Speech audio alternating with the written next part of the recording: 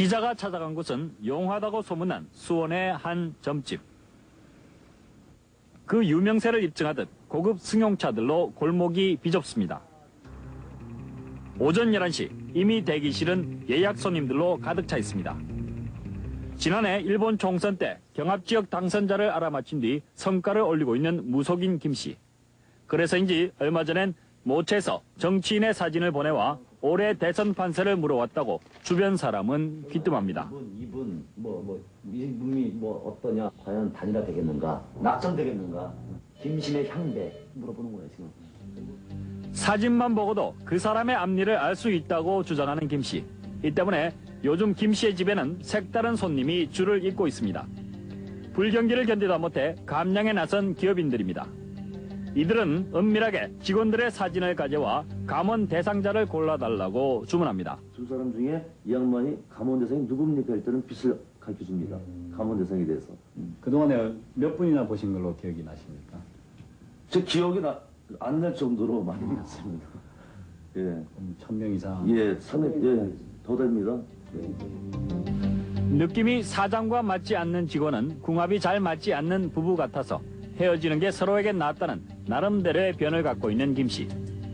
요즘 들어 기업체 의뢰가 더욱 많아지지만 이래저래 고민입니다. 상당히 어려웠고 괴로웠고 한 사람에 대한 어떤 그 밥줄을 끌어놓는 건데. 취재팀은 과장급 직원의 사주와 관상까지를 풀어갔다는 한 그룹의 계열사를 찾아가 사실을 확인해봤습니다.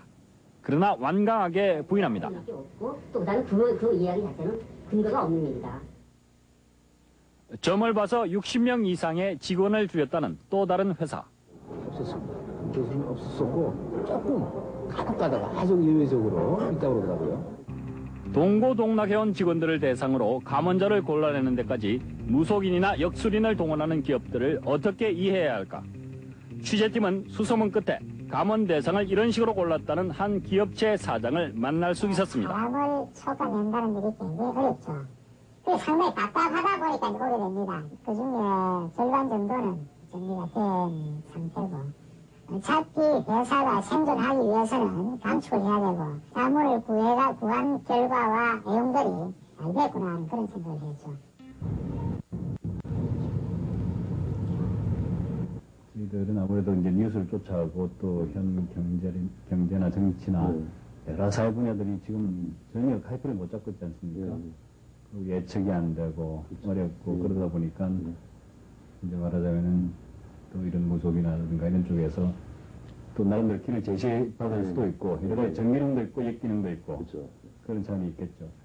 그래서 이제 그런 부분들에 대해서 이제 여쭤보려고 그렇게 하는 거고 또 그동안에 또 여러 가지 많은 경험을 하셨더라고요 보니까 지난번에 특히 작년에 올해도 그렇지만 경제가 어려워가지고 기업들이 많은 그 감량된 사람을 줄이고 또 설비도 줄이고 하는 그런 지금도 계속되고 있는데 그걸 마침 우리 김은영 씨께서 뭐라고 제가 헌청해야 되는데 그걸 해오셨는데 그때 과정이 어땠던가를 한번 좀 여쭤볼게요. 지금 제가 딱 안 하고 있습니다. 안 하고 있는데 상당히 어려웠습니다. 그 기도 자체가 상당히 어려웠고 괴로웠고 한 사람에 대한 어떤 그 밥줄을 끌어놓는 건데 이것은 쉽게 해줄 문제가 아니다. 그래서 기도에 대한 기도를 굉장히 제가 어렵게 해서 판결을 줬는데 해드리면서도 상당히 괴로웠습니다. 저 개인적으로서는 괴로웠고 근데 신에서는 뭐라 그러냐면은 이 사람이 맞지 않고 있을 경우에는 출세를 못한다. 다른 쪽으로 가서 어떤 더 출세할 수 있는 기회가 생길 수 있다. 이런 어떤 위로를 주는지 모르겠습니다. 그렇게 받아서 내가 그런 기도를 받고서는 계속 내가 추진했었거든요. 상당히 많이 해드렸는데 지금은 절대 제가 안 하고 있어요. 그거에 대해서는. 왜 그러십니까? 너무 힘들어요. 너무 힘들고 보통 힘든 게 아닙니다. 개인의 사주를 봐주고 앞날을 제시해주는 정도가 아니라 멀쩡한 사람 있는 사람 하루 아침에 진짜 날벼락 맞는 일을 한다는 자체가 이거는 그 사람이 다른 데가 잘 되겠다는 말을 가지고는 제가 위로를 가질 수가 없겠어요. 그래서 도저히 제가 안 받고 있어요. 지금 계속 들어오는데도 안 하겠어요. 그것만큼 제가. 그래서 어떤 투자 문제만큼은 계속 들어오고 있고요. 투자 같은 경우는 애매한 경우 상당히 또 곤란스러운 이런 것 제가 지금 계속 해드리고 있습니다. 사진을 보고하지 않고 일단 덮어놓죠, 제가요. 이렇게 덮어놓고선 기도를 한참 드린 후에 이제 오픈을 하고 나서 금방 순간적인 빛이에요. 그러니까 순간 아주 뭐 그거를 잠깐 뭐 제가 소홀히 한다면 보이지 않는 그런 순간 빛이라고 느끼는 느낌이거든요. 보이거든요. 그럴 때는 그 양반이 그 관원 있고 있는 사람이죠. 보이지 않고 새카맣게 보이는 사람은 전혀 그 뜻이 없는 사람이고요. 그렇게 제가 판단하거든요. 그래서 상당히 그것이 아주 굉장히 어렵습니다. 예. 정성과 기도를 제대로 해야지 정말 처절한 기도를 해야만이 그것이 보여주시죠. 뭐 제가 게을러거나 이러면은 결과를 주시지 않아요. 그런 결과가 제 사회의 소송을 때도 경험을 했었거든요. 예. 저도 당혹스럽고 좀 그런 게 있었는데 제대로 기도를 못했었거든요. 근데 받는 사람이고 기도하기 나름이거든요. 두 분 중에 관원이 누가 있느냐 했을 때 관원 기도할 때 빛이 비춰준 놈이 관원이고요. 두 사람 중에 이 양반이 감원대상이 누굽니까 했더니 빛을 가르쳐줍니다. 감원대상에 대해서. 그러니까 생일 나이 전혀 물어보지 않습니다. 예, 왜냐하면 모르겠어. 저는 왜 그런지 모르겠어. 할아버지가 얼굴만 비춰주시면은 그 양반이 온 이유를 아시니까.